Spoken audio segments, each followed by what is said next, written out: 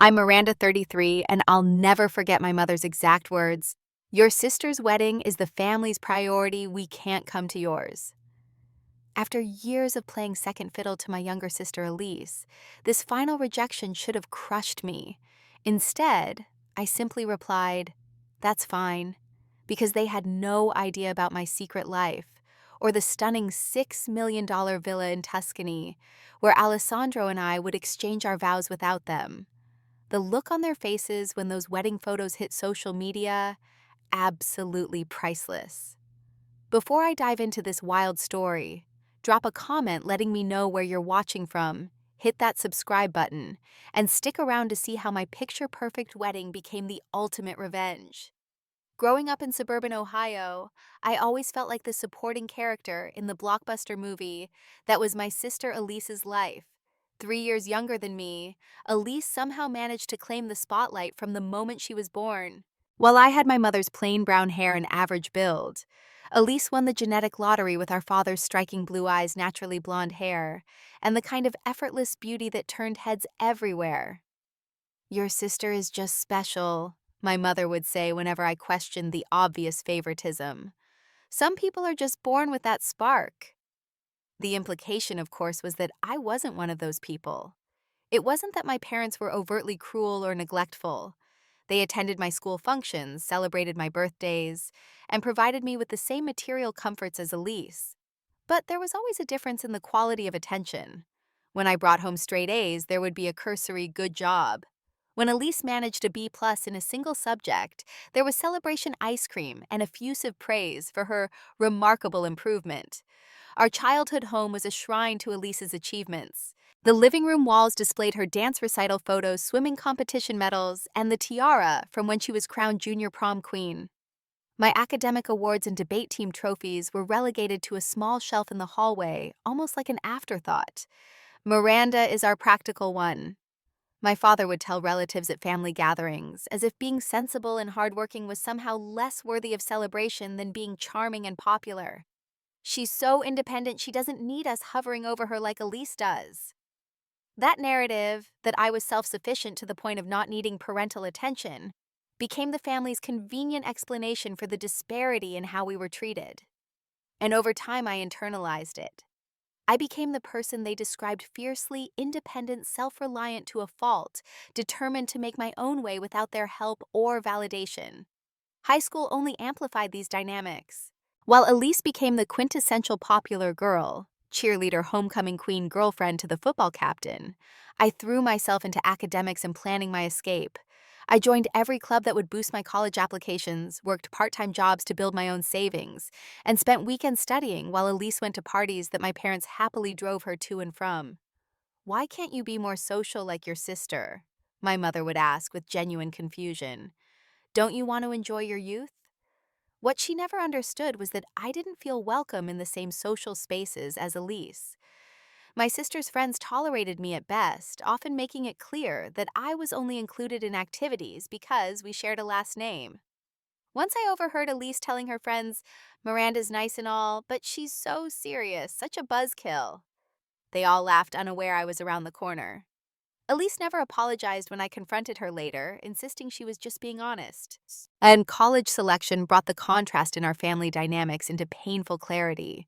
I was accepted to several prestigious universities, including a full scholarship to Northwestern. Rather than celebration, my parents expressed concern about me moving so far from home. "Are you sure that's necessary? The state university is excellent and you could live at home and save money," my father suggested, despite our comfortable upper-middle-class status. 2 years later, when Elise decided she wanted to attend UCLA, much farther from Ohio than Illinois, my parents were immediately supportive. "It's important to follow your dreams," my mother said, helping Elise pack for California. They even purchased her a car for safety and set her up in an off-campus apartment so she could focus on studying without dorm distractions. I paid my own car insurance and worked 20 hours a week at the campus library to supplement my scholarship. When I called home, conversations inevitably turned to Elise's latest adventures in Los Angeles, her new friends, or the industry connection she was making as a communications major. "Oh, and how are your classes, Miranda?" would come as an afterthought, usually just before we hung up.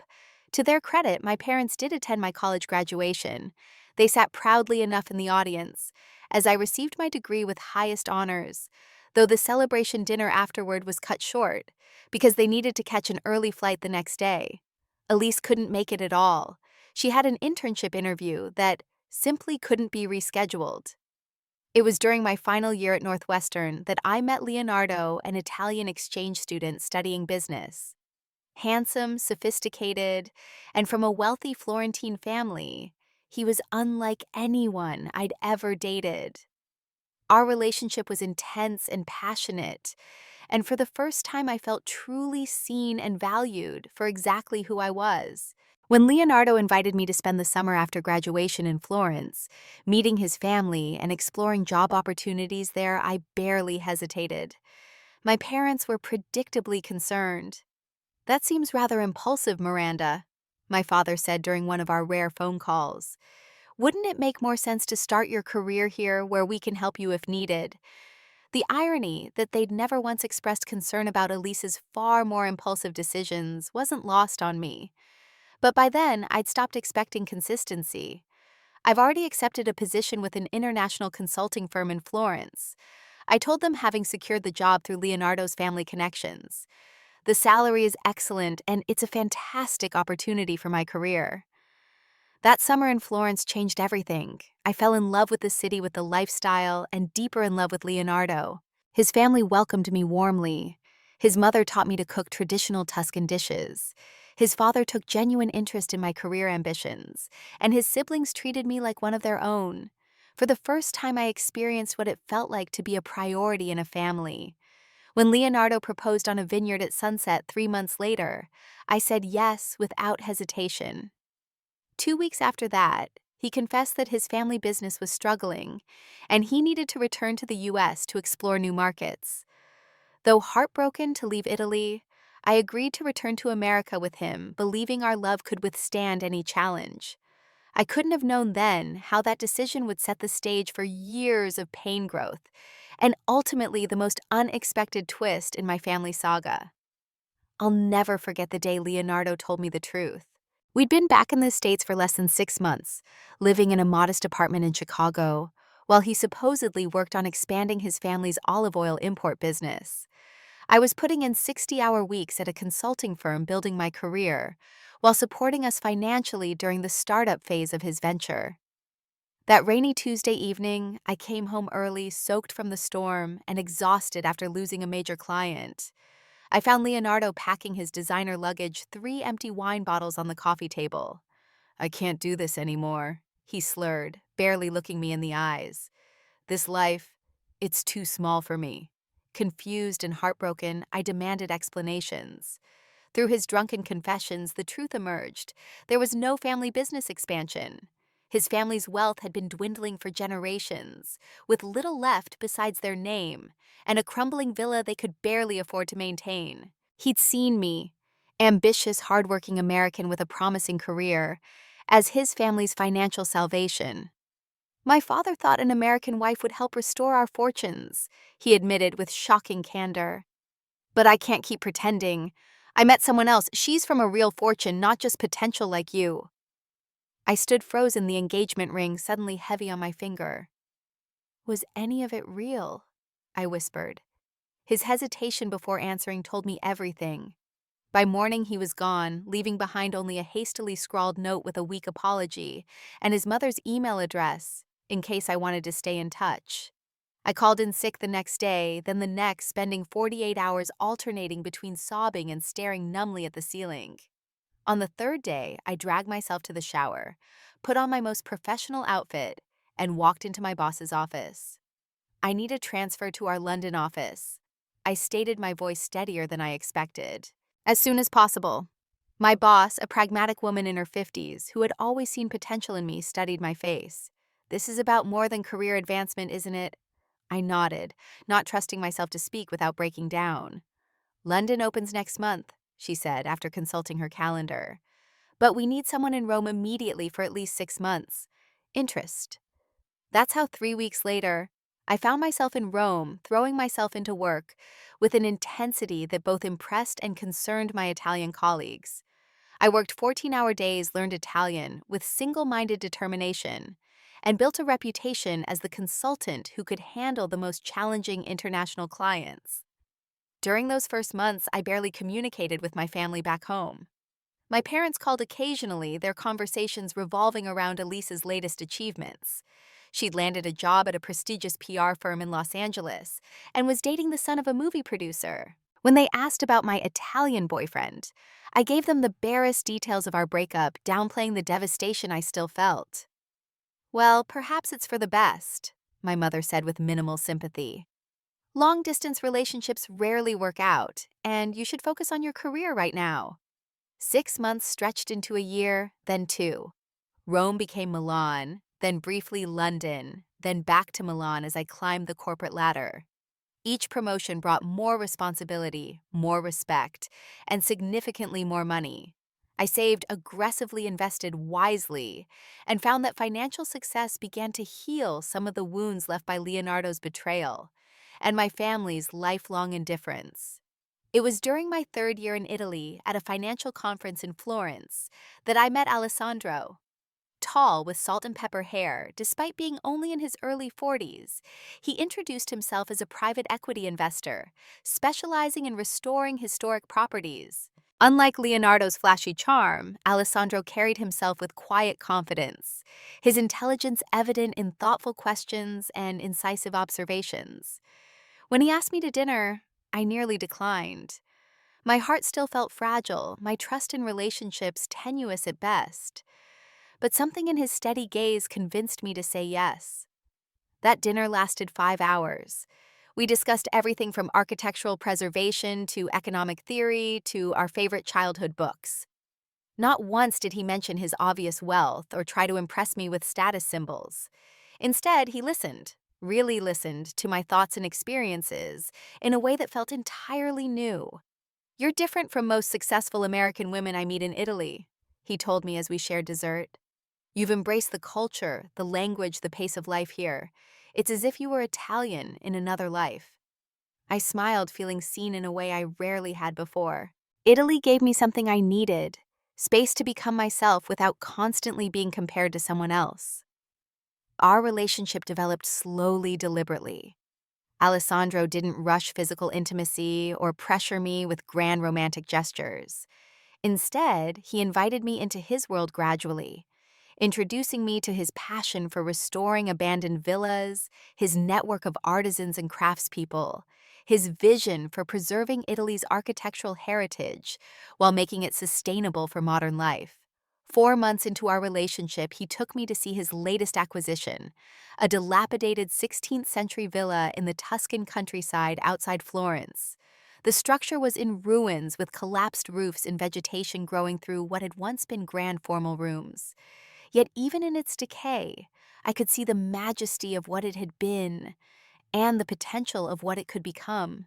"The local historical commission nearly begged me to buy it," Alessandro explained as we picked our way through debris-filled hallways. "No one else would take on such an extensive restoration. It will take at least 2 years and several million euros, but when it's finished..." His eyes gleamed with the vision he already saw clearly. "It's magnificent," I breathed, standing in what had once been a ballroom, imagining it restored to its former glory. Alessandro smiled, taking my hand. "I was hoping you'd see it too. This place, it's special. Like you." That ruined villa became the backdrop for our deepening relationship. I spent weekends watching Alessandro work with restoration specialists, learning about traditional building techniques and historical preservation. As the villa slowly transformed, so did I, shedding the last vestiges of the insecure, overshadowed girl from Ohio and embracing the confident, successful woman I'd become in Italy. My career continued its upward trajectory. By my 5th year in Italy, I was named partner at my firm, the youngest and only female partner in the company's history. The promotion came with a substantial salary increase and bonus structure that suddenly put me in a financial position I'd never imagined possible. When Alessandro proposed on Christmas Eve in the partially restored villa, surrounded by candlelight, and the promise of future beauty. I said yes, without hesitation or doubt. This relationship was built on mutual respect, shared values, and genuine partnership, everything my engagement to Leonardo had lacked. As we began planning our wedding, Alessandro suggested we marry in the villa once renovations were complete. It would be the perfect christening for its new life, he said, and symbolically fitting for our new life together. The idea captivated me immediately. The villa that had witnessed our love story unfold would become the setting for its official beginning. When I called my parents to share our engagement news and wedding plans for the following September, their response was tepid at best. "Oh, that's nice, dear," my mother said distractedly. "But you should know Elise just got engaged too, to Bradley Wilson. You know the producer's son she's been dating. They're planning a June wedding in Malibu. We're absolutely swamped with arrangements already." The familiar pain of being an afterthought surfaced briefly before I pushed it down. "That's wonderful for Elise," I said sincerely. "I'm happy for her." "Yes, it's going to be quite the event," my mother continued enthusiastically. 300 guest celebrity performers. Bradley's father is arranging everything. The venue alone is costing a fortune, but they insist on having the best. I listened patiently as she detailed Elise's elaborate plans, waiting for her to ask about my engagement or Alessandro. The questions never came. Finally, I interjected, "Alessandro and I are planning to marry in Italy at a historic villa in Tuscany that he's been restoring. We'd love for you and Dad to come. I could help arrange your travel." "Oh, honey," my mother interrupted, her voice dropping into what I recognized as her letting me down gently tone. "I don't think that will be possible. With Elise's wedding in June and all the preparations before then, your father and I simply can't manage 2 international trips so close together. You understand, don't you? Your sister's wedding is the family's priority. We can't come to yours." Despite years of similar disappointments, the bluntness of her dismissal still stung. Yet somehow, I felt a strange sense of liberation in that moment. "That's fine," I replied, my voice steady. "I understand completely." What my parents didn't know, what I hadn't told them during our increasingly infrequent communications over the years, was that my modest consulting position had made me wealthy in my own right. That Alessandro wasn't just a restoration specialist, but one of Italy's most successful private equity investors, and that the historic villa we were restoring was a $6 million estate that would soon grace the pages of architectural magazines worldwide. They had chosen Elise's wedding over mine for the last time, and I was finally at peace with letting them make that choice. The morning of our wedding dawned with that perfect Tuscan light that painters have tried to capture for centuries. Golden soft, illuminating the rolling hills and cypress trees surrounding our villa. I stood at the window of what had become our master suite, taking in the transformation of the property that had once been in ruins. The restoration had been completed just 3 weeks earlier, ahead of schedule thanks to Alessandro's relentless dedication and the skill of the local craftspeople he'd assembled. What had once been crumbling stone and collapsed roofs was now a masterpiece of historical preservation, blended seamlessly with modern comfort. Original frescoes had been painstakingly restored in the main hall. The ballroom where Alessandro had first held my hand now gleamed with period-appropriate chandeliers and hand-polished marble floors. The formal gardens had been recreated using historical records and old photographs with fountains, once again sending water dancing into the clear Italian sky. Our wedding guests would be the first to experience the villa in its fully restored glory. 120 friends and colleagues would be arriving soon. Alessandro's extended Italian family, my close friends from work and the expat community, several of my college friends who had remained in touch despite the distance. Everyone who had supported and valued me during my years in Italy would be present. Everyone except my family. In the months since that phone call with my mother, I'd received exactly 2 communications from my parents regarding my upcoming marriage. One was a brief email asking if we'd registered for gifts anywhere we hadn't, having specifically requested charitable donations in lieu of presents. The other was a terse phone call from my father, explaining that they would send something nice, but that Elise's wedding preparations were consuming all their time and resources. Elise herself had sent a generic congratulations text when I announced my engagement on social media, followed by numerous posts about her own upcoming nuptials. She'd never asked about Alessandro, my life in Italy, or expressed any interest in attending our wedding even before the dates were finalized. I had made one final attempt at connection, sending formal invitations to my parents Elise and her fiancé and a few other relatives. The responses were predictably disappointing, polite regrets citing distance timing and prior commitments. So here I was on my wedding day without a single blood relative present. Yet strangely, I felt no sadness, only a profound sense of rightness. This day, this place, this man, they represented the life I had built for myself, free from the shadow of always being second best. A soft knock at the door interrupted my reflections. "Miranda, are you decent?" It was Sofia, Alessandro's sister and my closest friend in Italy. "Come in," I called, turning from the window. Sofia entered carrying a garment bag containing my wedding dress and a bottle of champagne. Behind her came Lucia and Francesca, my other bridesmaids and colleagues from the consulting firm. Their expressions turned to awe as they took in the luxurious suite with its panoramic views of the Tuscan landscape.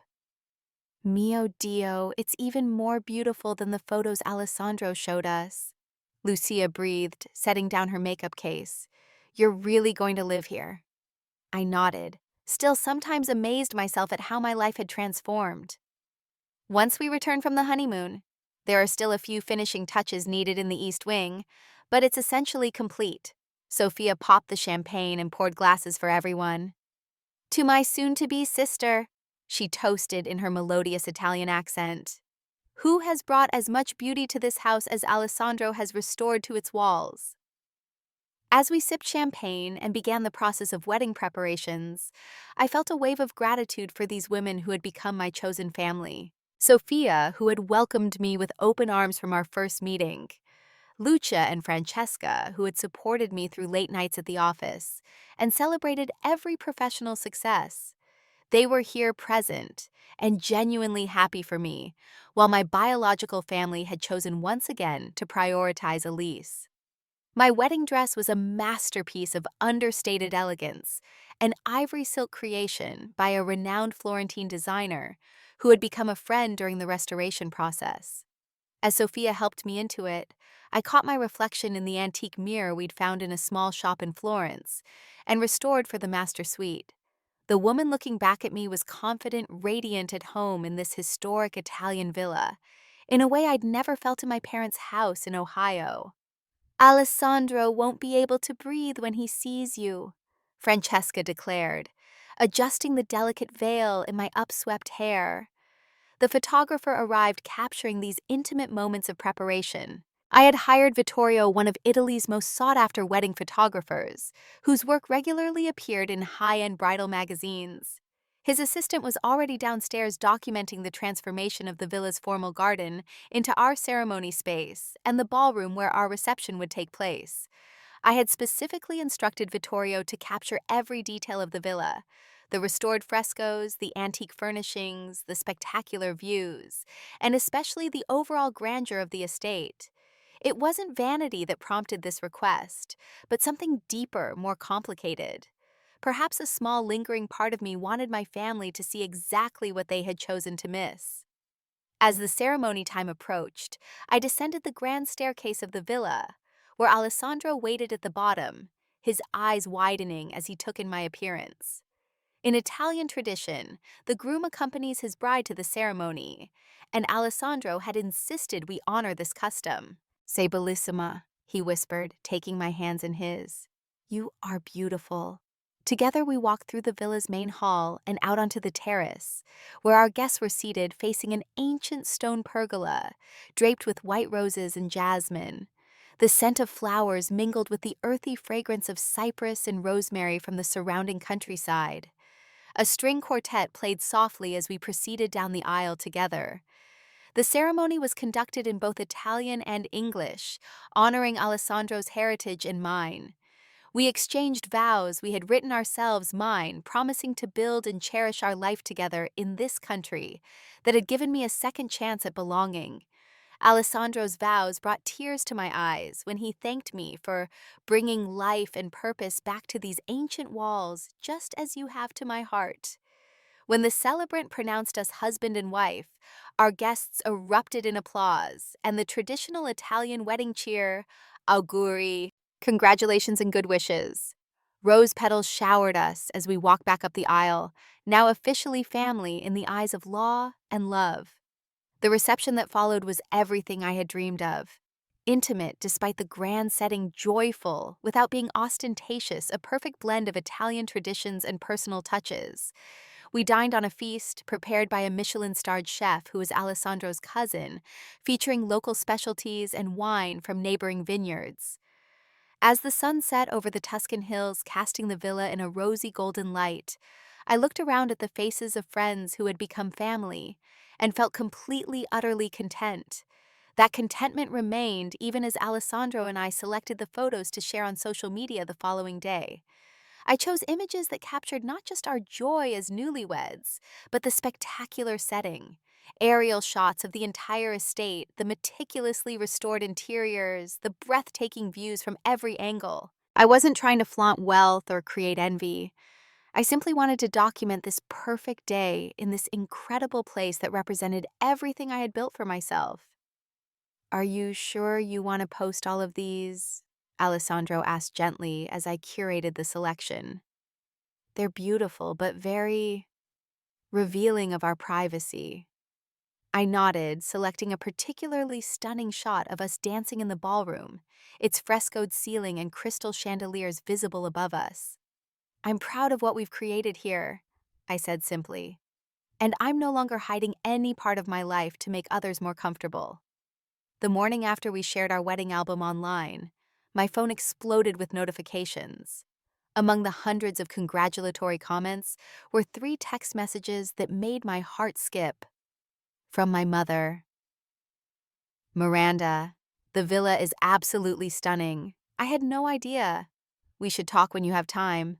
From my father: "Congratulations to you both. The property is remarkable. I'm sorry we missed it." And finally from Elise: "OMG sis, your wedding looks amazing. Why didn't you tell us you were marrying into Italian royalty or something?" "Call me," I showed the messages to Alessandro, who raised an eyebrow. "And how does it feel to suddenly have their attention?"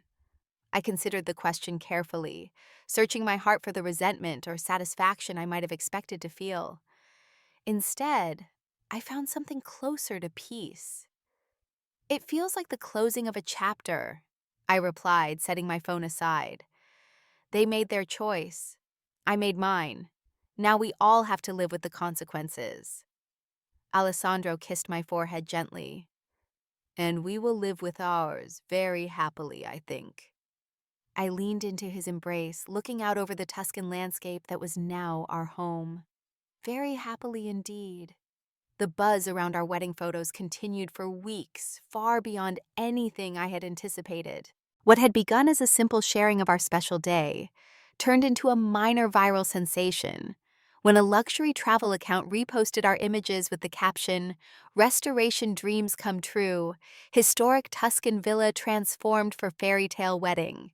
From there, it was picked up by architecture and design accounts, then wedding inspiration pages, until suddenly our private celebration had become very public indeed.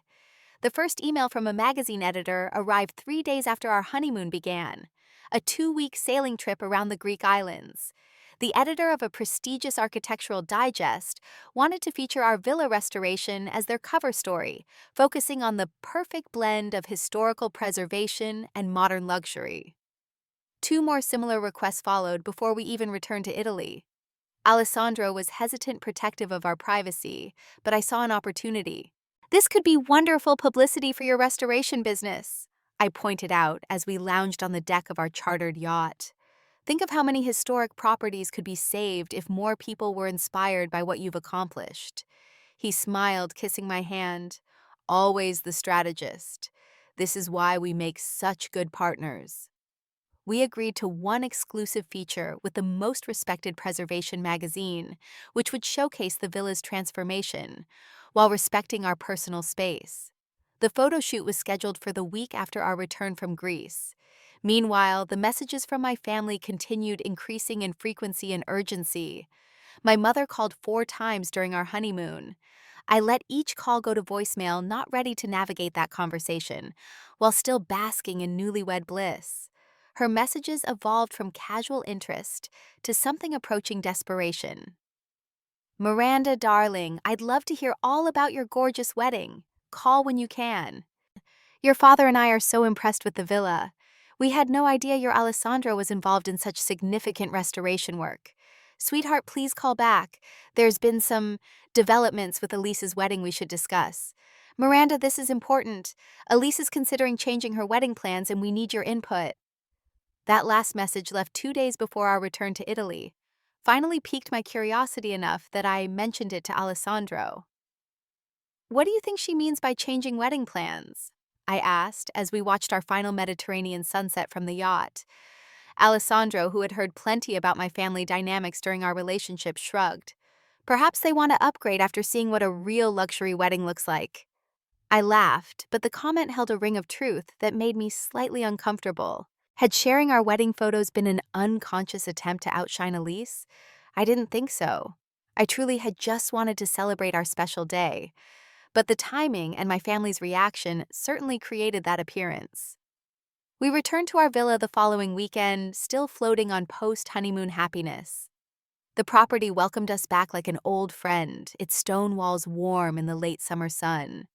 As we unpacked and settled in, I finally steeled myself to return my mother's calls. She answered on the first ring. Miranda! Thank goodness, we've been trying to reach you for ages. We were on our honeymoon, Mom, I reminded her. What's going on with Elise's wedding? There was a pause. Then my mother's voice came back with an artificial brightness I recognized from childhood, the tone she used when trying to get something she wanted. Well, you see, after everyone saw your absolutely spectacular venue, Elise has been reconsidering her plans. The Malibu location suddenly seems so common. I closed my eyes, already seeing where this was heading. And she was wondering, we all were wondering really, if there was any possibility of her having her wedding at your villa instead. It's just so perfect, so unique. Bradley's father is willing to cover all expenses, of course, and… No, I interrupted, the word coming out more forcefully than I'd intended. There was shocked silence on the other end. My mother had clearly expected either immediate agreement or at least a willingness to discuss the possibility. My flat refusal seemed to genuinely surprise her. But Miranda, she finally said, her voice shifting to the slight whine I knew well from childhood negotiations. This is your sister's special day. Surely you can understand how important this is to her. The villa is so large, and it would be such a meaningful family connection if… The villa is my home. I cut in again, my voice steadier now. Not a wedding venue for hire. Alessandro and I chose it for our wedding because it represents years of his work and our shared vision. It's not available for Elise's wedding. My mother's tone chilled noticeably. I see. So you're refusing to help your only sister because of what? Jealousy, spite. After all the years we supported you. I couldn't help the short, incredulous laugh that escaped me. Supported me, Mom, you chose not to attend my wedding because Elise's was the family priority. You've never even met my husband. You didn't know where I was living or what my life looked like until you saw it on Instagram. That's not fair, she protested weakly. We've always been there for you. It's just that travel to Italy seems so complicated, and with Elise's wedding being so close. But now that you've seen my spectacular venue, suddenly, Italy isn't too complicated to consider for Elise's wedding. I shook my head, though she couldn't see it. I'm not having this conversation. The answer is no. I wish Elise all the happiness in the world, but she'll need to find her own wedding venue. I ended the call before she could respond, my hands shaking slightly with the unfamiliar sensation of directly confronting the family dynamics I'd spent years trying to escape. Alessandro found me sitting on our bedroom terrace, staring out at the olive groves that stretched across our property. From your expression, I assume the conversation didn't go well, he asked, sitting beside me and taking my hand. I explained my mother's request and my refusal. Alessandro listened without interrupting, his thumb tracing soothing circles on my palm. "You did the right thing," he said when I finished. "This is our home, not a backdrop for your sister's attempt to one-up your wedding."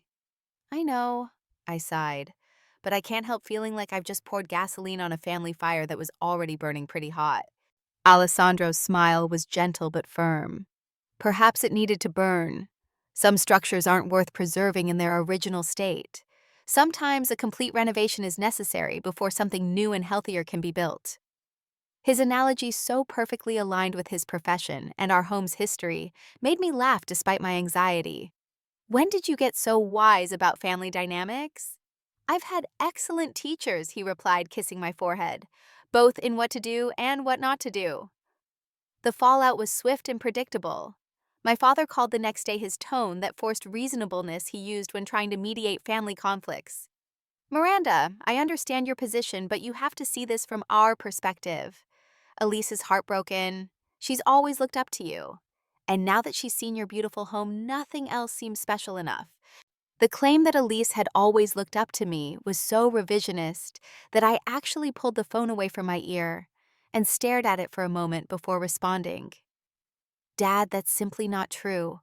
Elise has never shown the slightest interest in my life or choices. In fact, this sudden desire to use my home for her wedding is the first time she's ever wanted anything to do with my life in Italy." "That's not fair," he protested, echoing my mother's words. "She's always been proud of you. She talks about her successful sister in Europe all the time."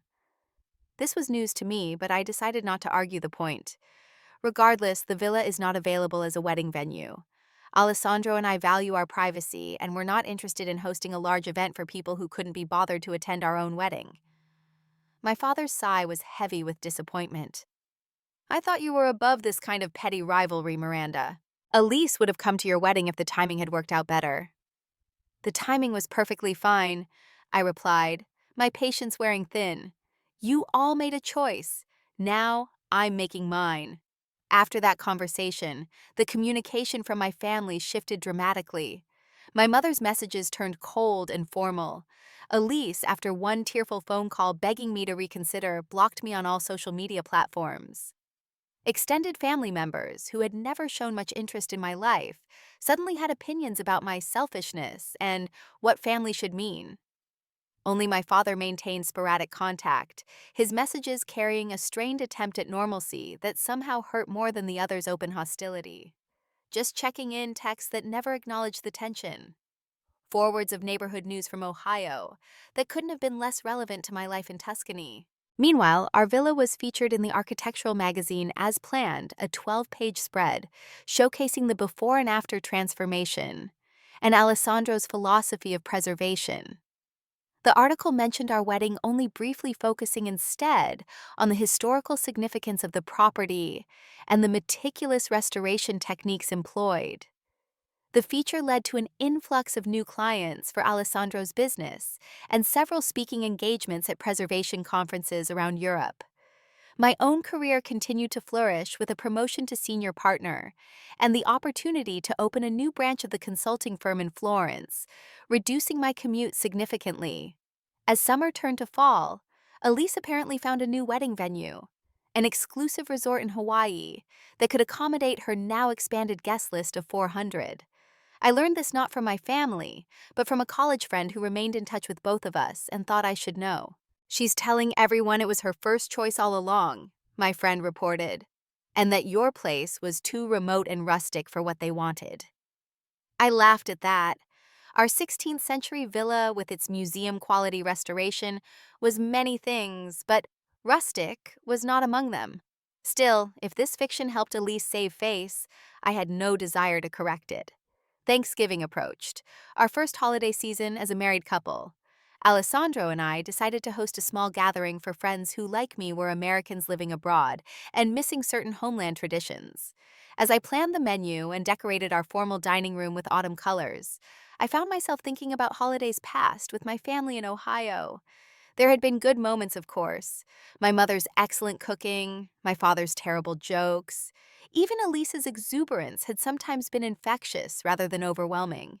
Yet those positive memories were shadowed by the constant undercurrent of comparison. the subtle ways I was made to feel less important, less special, less worthy of attention. The day before Thanksgiving, a package arrived from Ohio, the first direct communication from my parents in nearly 2 months. Inside was a silver picture frame with my parents' wedding photo along with a card in my mother's handwriting. Miranda, as you start your own family traditions, we wanted you to have this reminder of where you come from. We may not always understand each other's choices, but you are still our daughter. Happy Thanksgiving. Love, Mom and Dad. It was a peace offering of sorts, though notably without an apology or acknowledgement of the wedding venue conflict. Still, it represented more effort toward reconciliation than I had expected. I placed the photo on a side table in our library, present but not prominent, and sent a brief thank you email. It felt like a small step toward some new version of family relationship, one with more realistic expectations and clearer boundaries on both sides. That Thanksgiving dinner with our expat friends filled our villa with laughter and conversation in a way that felt deeply satisfying as I looked around the table at these people who had chosen to be in my life, who valued me for exactly who I was, rather than constantly measuring me against someone else. I realized something profound. Family isn't just who you're born to. It's also who you choose to let into your heart and home. The villa that had once represented my escape from family dynamics had become the foundation for building a new kind of family, one based on mutual respect, shared values, and genuine appreciation. It wasn't a rejection of my birth family, but an expansion of what family could mean. As winter settled over Tuscany, bringing its own quiet beauty to our hillside estate, I felt a sense of peace I'd been seeking my entire life. The constant need to prove my worth, to somehow earn the attention freely given to my sister, had finally released its grip on my heart. I was home in every sense of the word, and I had built it myself, stone by careful stone. Spring arrived in Tuscany with an explosion of wildflowers across our property and unexpected news from Ohio. My father called one evening in early April, his voice carrying an unusual hesitation. "Miranda, there's something you should know. Your mother and I have decided to separate." I sat down in the window seat of our library, watching the sunset paint our gardens in golden light as I processed this information. My parents had been married for 38 years. Not always happily, perhaps, but with a stability I had taken for granted. "What happened?" I asked, genuinely surprised. They had seemed like such a unit, particularly in their united front of prioritizing Elise. My father sighed heavily. "Many things over many years. But if I'm honest, the situation with Elise's wedding was a breaking point. Your mother's obsession with making it perfect, with spending money we don't really have to compete with your wedding. It became too much." I blinked, trying to absorb this. "Compete with my wedding dad? That's ridiculous. You weren't even there." "I know," he said quietly. "That's part of it too. Seeing your photos, realizing what we missed because of your mother's insistence that we couldn't possibly attend both weddings. It made me question a lot of things. The patterns we've fallen into. The way we've treated you versus Elise." His words hung in the air between us, thousands of miles apart, yet suddenly closer than we'd been in years. "I'm sorry," he continued when I didn't immediately respond. "I know it's too little too late. But I am sorry, Miranda, for all of it, for not seeing what was happening, for not being the father you deserved." Tears stung my eyes, not from the old pain of rejection, but from the unexpected balm of acknowledgement. "Thank you for saying that," I managed. "It means a lot to hear it." We talked for nearly 2 hours that evening, having the most honest conversation of our relationship. He shared how he had always admired my independence, but had mistakenly used it as an excuse to give me less attention than Elise, who demanded it constantly. How he had watched me build my success from afar with pride, but had failed to communicate that pride directly. How seeing the life I'd created in Italy had forced him to confront how little he really knew his older daughter. "I'd like to change that," he said toward the end of our conversation, "if you're open to it."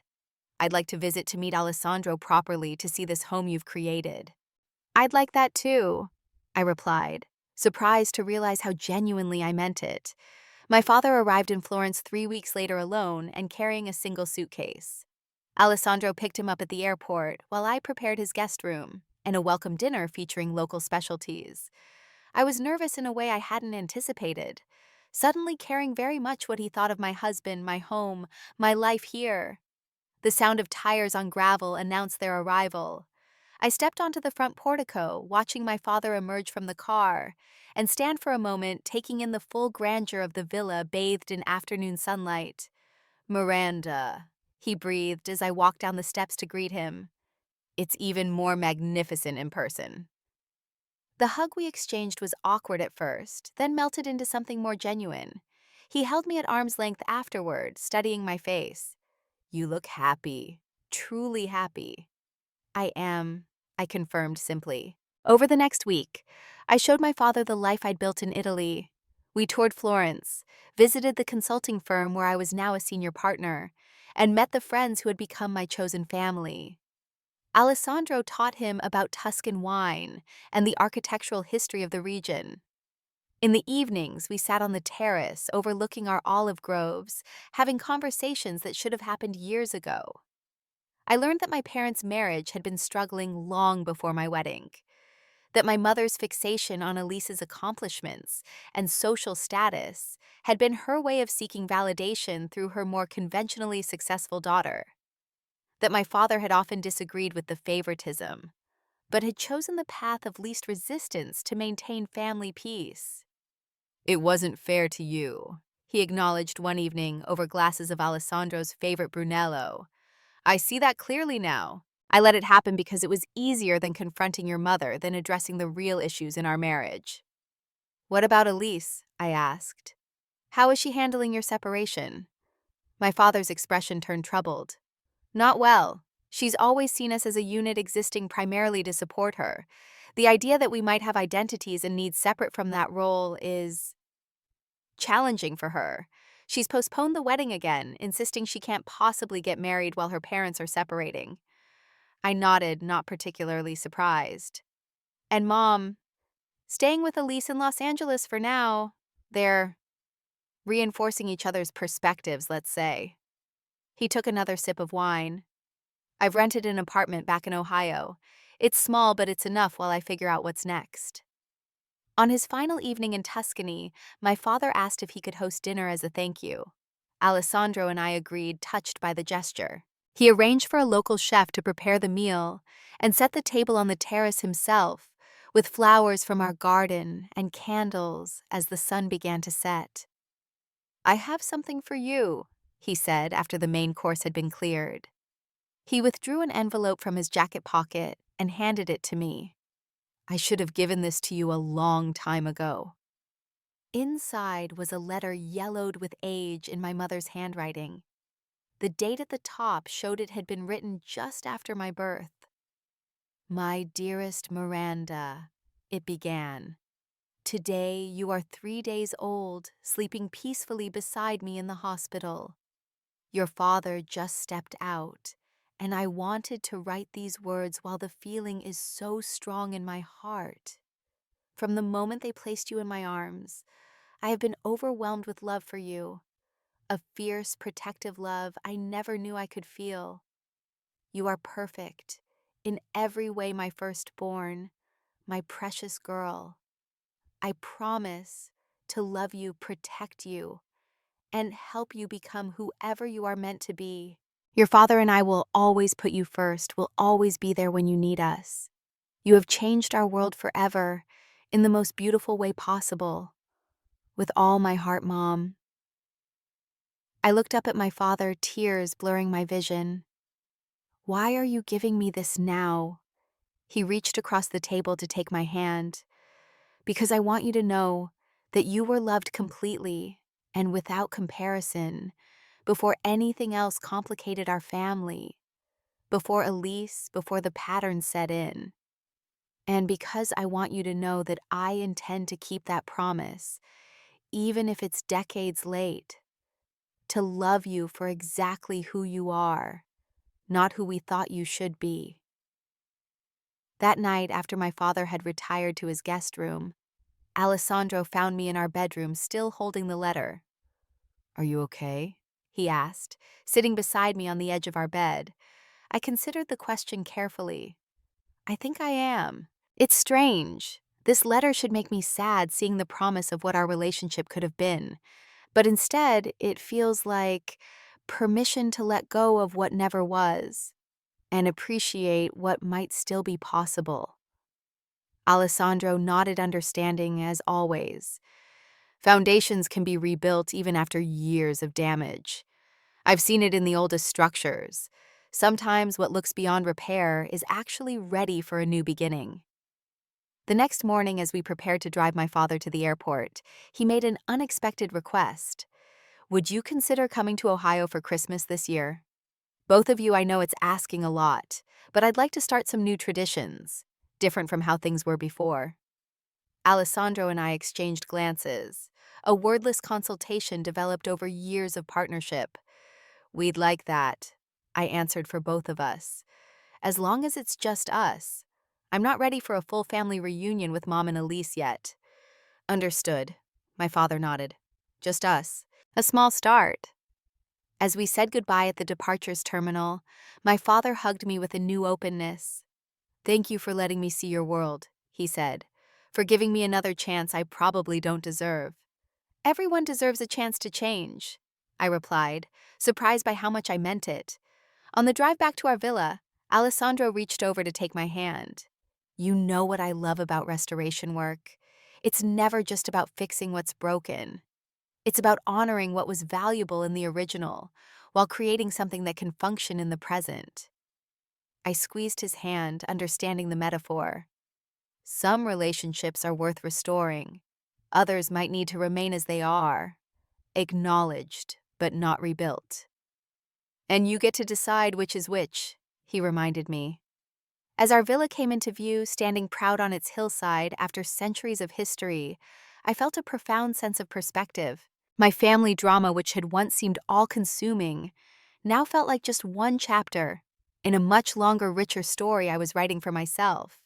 That evening, I received an email from Elise, the first direct communication since she'd blocked me on social media months earlier. The subject line read simply, "Congratulations."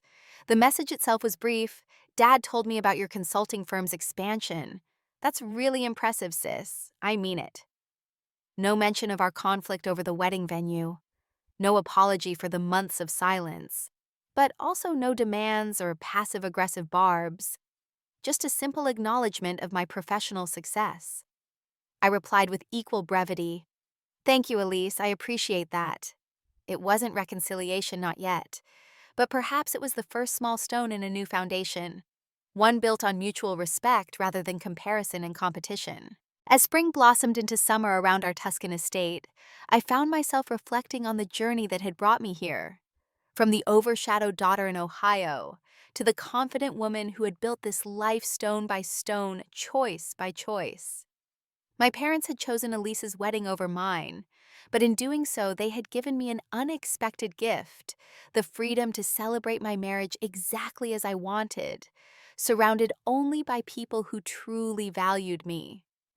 Their absence had created space for a wedding that was authentically ours, untainted by the old family dynamics that would surely have surfaced had they attended. Sometimes the most painful rejections lead us exactly where we need to be.